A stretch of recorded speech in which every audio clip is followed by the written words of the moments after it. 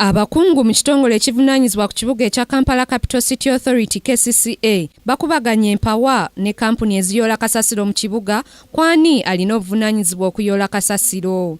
Mu lukiiko minisita wa Kampala Betty Kamya ne Lord Mayor Erias Lukwago mwe basisinkanidde abakungaanya ba kasasiro kirambikiddwa nti KCCA yali yawa kampuni 3 tenda ey'okuyoola kasasiro nga mu kampuni zino mwe muli Nabugabo Uphill, Kampala Solid Waste Management Consortium ne Home Clean, naye nga waliwo kampuni endala ezitaweebwa tenda ya kuyoola kasasiro wadde nga zibadde zimuyoola olw'ensonga nti KCCA terina nsimbi zimala kulwanyisa kasasiro.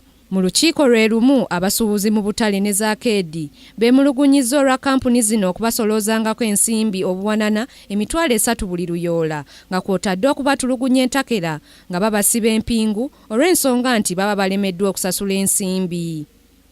Wano Betty Kamya aleese ekiteeso ekyokulaba nga KCCA efuulibwa ekitongole ekivaamu ensimbi okusobola okufuna amangu ensimbi ezinaddukanya obulungi emirimu gy'ekibuga egy'okuyoola kasasiro, era n'asaba Lord Mayor okusisinkana Pulezidenti Museveni bw'anaaba nga yeetaaga ensimbi okuddukanya ekitongole kya KCCA.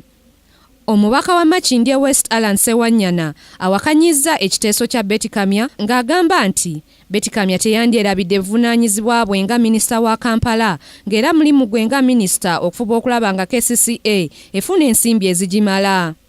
Erias Lukwago nga y'omulodi wa Kampala agambye nti etteeka ku kasasiro erya Solid Waste Management Ordinance ligenda kukolebwamu ennongoosereza, ensimbi ezibadde zisoloozebwa zikendeezebwe, abantu bayigirizibwe ku ngeri y'okusuulamu kasasiro n'okumanya ensimbi ze balina okusasula kampuni eziyoola kasasiro.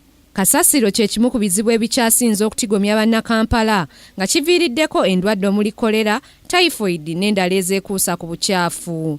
Grace Nantale Kakooza, Kingdom TV, amalindirire. This is Kingdom TV.